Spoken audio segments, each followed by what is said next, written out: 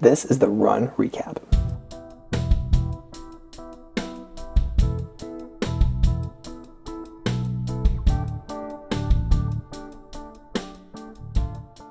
Like, I fully recognize there's certain things I won't ever do again, probably. You know, like, I won't hit the fastest 200 I've ever ran anymore. I mean, probably. Maybe give it a shot.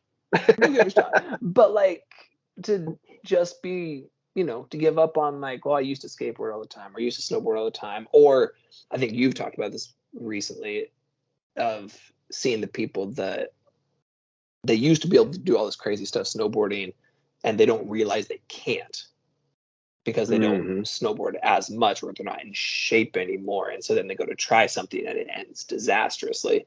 But to completely write it off to where, like, well, I'm a certain age and I'm just not going to do any of that stuff. Like, what else do? You play video games or fantasy football or drink, or like, it's such a boring life.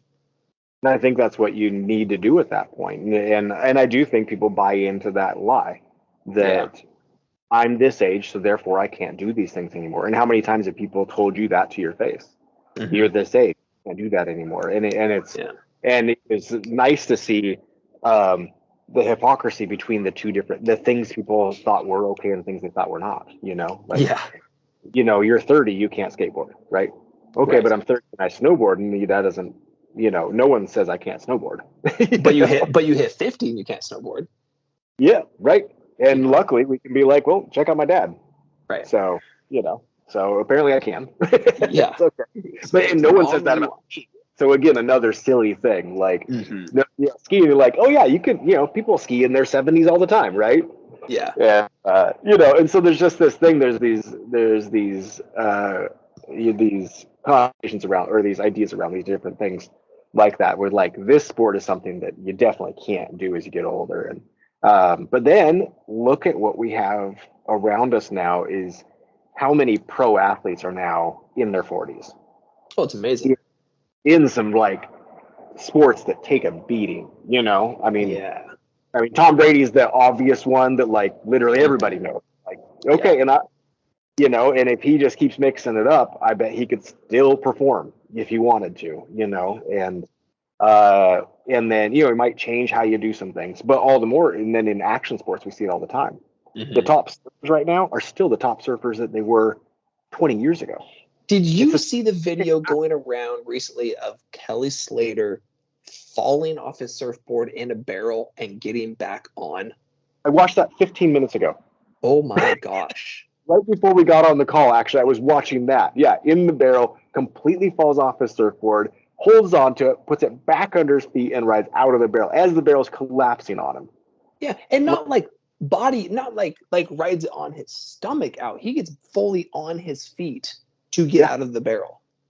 And it's not like he's in a 15-foot wave and I don't know surfing well enough to know, but I would assume a larger barrel would probably give you a little bit more space to maybe move in there and do something. Yeah. Man, really, that was. It looked like a 5-foot wave. Like, that was not a big barrel. No, incredible. Yeah, and so there, to that point, you know, how old is Kelly? He's older than me. How old is Kelly Slater right now? Yeah, I don't know. Where's our Googler? I got it. I think we need to add that to here. I'm at my computer. I can check. But 51. I beat you to it. 51 years old. My computer's slow. Yeah, you got him, and you got, you know, I mean, obviously Tony Hawk's kind of the GOAT, but he's not really competitive like he used to be. But Andy McDonald, Bucky Lasek, like, those guys are older for vert skating. Tony Hawk performed in the best trick this year. Yeah, I think it was kind of like, you know, it was an honorary perform the best trick, but he did. It was still a super techie trick. Yes. Yeah. No, he did some crazy stuff. So yeah, you just still have that thing where you have got at 51 still being one of the best surfers in the world, you know. And how old is Laird Hamilton now? He's got to be right around there. Oh my gosh, probably. Yeah. Yeah, and he's taking a beating on huge waves still all the time, you know. And most in shape people in the world. And then you get into ultra running, and you got guys running 100 mile races and Yeah. beating everybody, into their 50s and 60s. Well, it just goes to show you that like taking, as long as you're being smart and taking care of yourself, like mindset is a huge part of it. There's Yep. certain things that you just will top out at. Like your fast twitch muscles will slow down. That's just the nature of your body. So like you're not going to see a 50-year-old Olympic sprinter. So a funny thing to that point is I've been feeling pretty fast lately. When I was on the treadmill, and I maxed the treadmill out. I think I said on the last one, but I put it up as fast as it could go, and I ran for 1 minute, and calculated I was like 450 pace. I'm like, okay, well, that's a fast. My legs have moved in a long time. Ran it for 1 minute and felt great, like no big deal. Wasn't even breathing hard. So we're at a park the other day, and there's a football field next to us, and Lucas, my 17-year-old, who doesn't run at all, and but he's decently fit, but doesn't really work out. He's just relatively active. Yeah. And he told me, he's like, "Hey, Dad, you think you can out sprint me?" I'm like, "Yeah, buddy, we shouldn't. Let's not race. I shouldn't even do that." He's like, "I think I can get you." I'm like, "No, really, you can't. Like, no, I've been training. I've been training now pretty hard for 2 years straight. And I have been adding speed days. I'm pretty quick. You don't want to do this." And we go to the gym. There's some guys that I'm working out with and stuff like that. No one's touching me. Like, it's not close. You don't like this. It's just gonna be embarrassing. You don't want to do that. And he's like, "No, come on, let's get a shot." I'm like, "Okay, fine." He beat me by we did 50 yards, and he beat me by 10. Yeah, that kind of says it right there. And his running form is not great. Like, man, if he straightened out his running form, man, he'd be fast. He's never had good running technique. No, he's never been trained with it at all, and doesn't. Yeah, and so he doesn't have that. He's not a runner, and right. On a short race like that, and had we made it 100, he would have beaten me by even further. I would have had to make it. Yeah, I think at 300, I'd take him. But I needed at least that long to be able to take him, and that's just because not because I'm faster, just because he'd wear out. He would gas out. His lungs just aren't in shape for that. Yeah, he's beat me for the first 150, and then I'd catch him. Oh man, how'd that make you feel? It was shocking because I felt like I was moving pretty darn fast. Yeah. And because I'm not sure, like, if you compare to fast people, I don't think he's that fast compared to fast people. Yeah. And I kind of thought I was compared to fast people, and I'm definitely not. But you've never been fast at those speeds. But I kind of thought maybe it happened in my 20s. No, well, you did. You got faster for you in your 20s. When you were like 26, I remember we did an all-comers meet. And you ran a 200 that I want to say was 25, 26 seconds. I have no idea what the time was.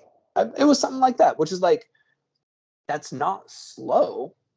Yeah. It's not like competitive for like high school kids, but it's not slow. And I think for you at the time, that was like the fastest you'd ever run, something like that. Oh, for sure. Yeah, there was no doubt about that. That was the fastest I'd ever gone in a 200. So I think that's partly what gives you this kind of false sense of like how fast you are in short distances. Because like, well, you did get faster from high school. You spent so much time running longer that in your 20s you got faster. And my thought is, then my muscles changed again when I was 30, and they got more powerful. And I think I'm even more powerful now, which probably also means faster.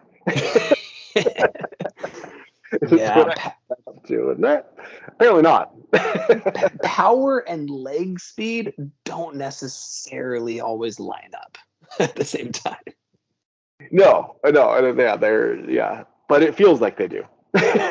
Oh my gosh, a couple years ago, 4, 5, maybe 5 years ago, I was at the track, and I was doing a lot of track workouts. Usually that's what I do in the summer, like shorter sprints, 100, 2.4s, and I was feeling really quick. I was feeling real strong, and my leg speed was good. My turnovers were fast, and I'm like, I should do like just a self timer 100. Let's just see where I'm at. Hundreds has never been my strong suit, but let's just see. Mm-hmm. And so I did a flying 100, so not a dead stop because I was timing myself, and so I wanted to make sure I had it good. So I went out 100, looked at it, and it was 10. What was it? 10.4, 10.6, Oh, something like that. uh-huh. Right? I'm like, that's Anything up to 11 is, faster than I've ever run 100 before. I'm by like, yourself out there, and yeah. and so then you start getting those thoughts of like, I'm not training that hard. Can I get faster? Am I kind of competitive? Like those delusional thoughts start creeping up. And I knew I was flying. It wasn't a dead start, so I got to take some time off that. And then I feel so stupid. And then I was thinking it through. I was walking back, and I looked at where I took off. I didn't run 100. It was probably 90. Like it was just short. I just misread the lines, and I'm like, oh my gosh, what a dumb rookie mistake. But there was that 5 minutes of full delusion setting in. I'm like, oh my gosh, am I that fast still? I'm like 32. Can I still do this? Like, or you look at your GPS afterwards and you're like, whoa, in the middle, on a track workout especially, you look at the GPS afterwards like, whoa, in the middle of that, I threw down a 5:30. Really? and then you zoom in on the map and it shows you like running all over the place. Like you went to someone's house and back. Apparently I left the track for a while. Or I had on our running club, we basically do a 5K and pretty casual and stuff. I ran this one a little bit faster than normal. I was pushing pretty good. And then in the middle of it, in the middle run, it had me. I just said I ran a 5 flat. And I'm like, well, I definitely did not, because that was actually up a really hard hill. And then I zoomed, and apparently I was swimming out in the Spokane River too during that time. Like it was like you took this huge loop. It looks like I did a full circle over here, and then I went swimming for a while, and then came over, and that would be a very fast had I pulled that off. I had one of those. Apparently. I was running along Westlake in Seattle, and my same thing. My GPS said it was like I broke a record. It was like I broke one of all time best mile or something. And I looked at the GPS later, and it was like I literally ran across the lake and ran back. And I'm like, oh, I was getting real excited for a second because I was like, I think I was pushing my pace at that time too, and it's just flat. So I'm like, oh, maybe it was faster than I thought. I'm like, no, that's absurd. My run today was very surprising though, because I decided I didn't have a ton of time, so I decided to go out and just do a quick warm-up mile, full rest, which means like 90 seconds or so, and then a hard like 80-85% mile coming back. And the first mile was so hard. It felt like I had the biggest headwind, only to realize when I came back, that's where the headwind was. You know what I mean? You feel a slight breeze in your face and you think that's a headwind, like because you're so just dying. But I looked at, I don't like to look at my pacing while I'm going usually. Unlike my miles and stuff, I like to just kind of push hard, try to feel my energy levels as best I can. And my first mile was like 6:49, so not too bad. Like all right for a warm up. You're moving for sure. Yeah, moving on. My mile coming back was 6:12. Oh wow. Yeah, that's the fastest I've ran a mile in probably like 2 years or so. Because the 800s.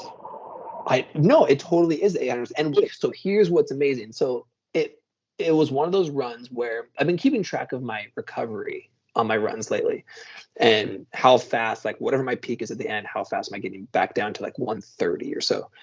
And it's been taking me like minute 30, depending upon what the run is, to get back down to 130 from usually like 165.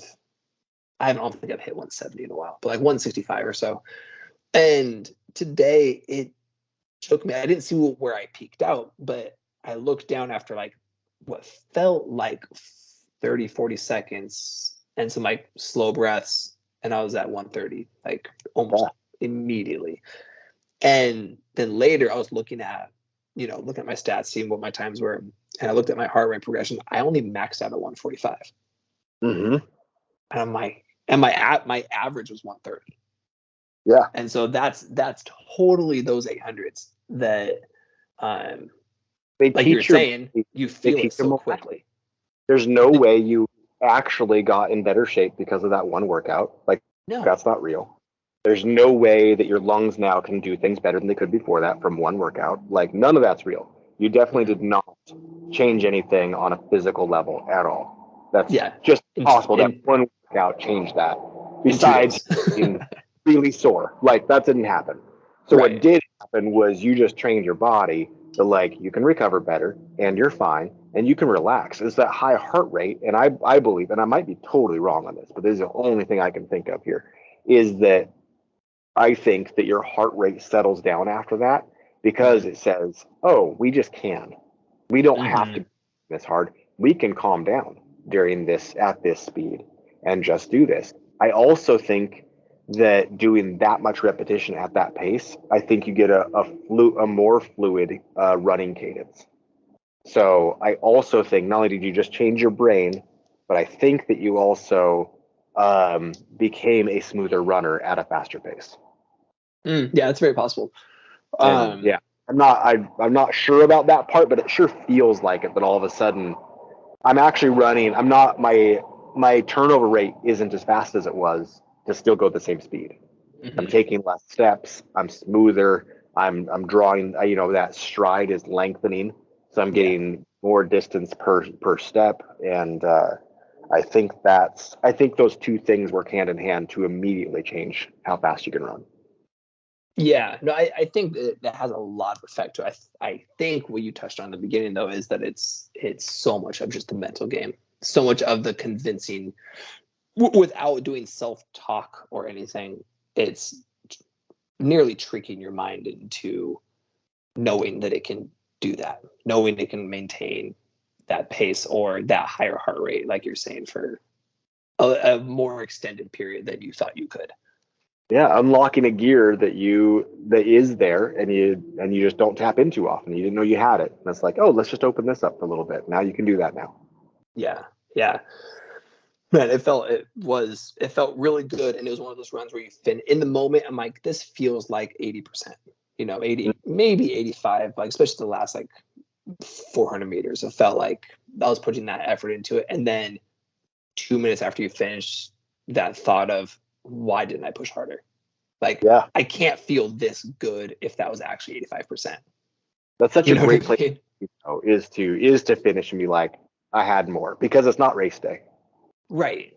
Totally. Today was not a day to get 100.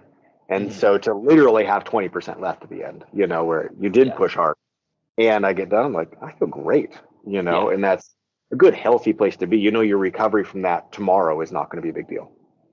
Oh yeah, I'm not gonna And feel any of that tomorrow. so That's gonna be you can nothing. keep, so you can keep working out. You don't have to like, oh, I pushed so hard that now I got to back off for a second or anything like that. No, you're good. And Yeah. so I'm going to have to be careful this week in that. So I'm going to run tomorrow. My scheduled run tomorrow is supposed to be 4 miles at 6:45 pace. Yeah, that's too Uh, fast.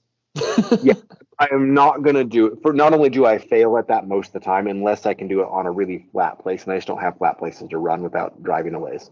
Yeah. So that workout is usually a failure for me. And then coming into race weekend, I'm just not going to do that at all. So I think I will stick to the mileage amount. Hmm. So with the two races I've come up are short, and so it doesn't hurt to lower my mileage from my half marathon training. Right now as I'm just coming to these, I just need to get out and move. Hmm. Probably 3 times before Saturday, and so I think I'm going to stick to the mileage, and I'm just going to stride out. Today was a rest day, so was yesterday, really. So. Um, Yeah, so tomorrow would be I'm just gonna stride out and probably do like 730s, but keep my heart rate low, Hmm. whatever, at like 120, 130 max, and just, where I'm breathing but not much. Yeah. And probably do that is probably really good. And then I probably need to do a long run on Thursday, so probably like 7, 8 miles, easy. Hmm. And then I think I'll probably skip Friday, just not run at all, and Yeah, maybe that's do some weightlifting, but lifting in a stretching out way, kind of stretching with weight on yeah, me. yeah. So I love But to even do. but even that, keeping that light as you can. I love to do really, really deep squats with just a little bit more than the bar on there, Hmm. and sit down at the bottom for a while just to stretch way out, and Have you then go up. been doing those recently though? I've been doing them like once a week. Oh, okay, good, good. Yeah, yeah. So doing that, so just get down there and just let that stretch all the way out, and then come up, and do probably like 5 reps, and then I jump right onto the chin up bar for that, and it's mostly hanging, so I'll just Yeah. hang, give myself like a 25-second hang, and then hammer out like 5 chin ups, and I Yeah. go back and forth, kind of like stretching one way, stretching out the other way, and just kind of like just moving my body around. Hmm. Yeah. It sure seems to feel really good, and get rid of any of that tightness in my muscles. How many And pull-ups can you do right now, you think? I did 15 the other day, and that wasn't to like all the way failure. Hmm. But And like full hang, like full extension? oh yeah, full, yeah, all the way, like Hmm. shoulder releasing full extension, not just full Gotcha. extension. Yeah, Yeah, yeah, yeah. like That's let good. the shoulder drop, and so slow ones. Hmm. Um, if I were to not do that and like do just a proper chin up, I feel like and hammer them fast for the first 10 or something. I feel like I could probably get in the 20s. I think. Yeah. I would imagine, yeah, if you're doing 15 slow, I'm Yeah, sure and you can get in the 20s. I usually do sets of between 7 to 10 Hmm. on a regular basis, and I'll do that like 3 or 4 times. So it's pretty regular right now with, again, full release and sometimes like a 20-second hang in between. Um, yeah, just to get that, yeah, shoulder release and then pull it back, because my shoulders can get really, really tight. So I try to get them to get out and then go back again. Yeah, that's good. What do you chalk up your lack of knee pain throughout the years? I mean, aside from getting your body back to running shape when you're 30, what do you chalk up um, to staving off that pain or never having any issues? Well, and this hits the funniest thing, because whenever, like, it's the autopilot that people go on, right? When there's Mhm. certain things you say to people, and then there's an automatic response that most people will Mhm. do, and we all do it, right? Like I catch myself on autopilot with certain things all the time, and sometimes I think it's really useful, and sometimes it's just hilariously bad that Yeah, I just said words, and I didn't think to say the words just came out. It's just a program, right? happens all the time. Yeah, and it's just stupid. It's the Yeah, whole you do thing, right? Where someone's like, I hope you enjoy your meal. Yeah, you too. And you just said right. it. And you didn't think at all. You're just a dummy.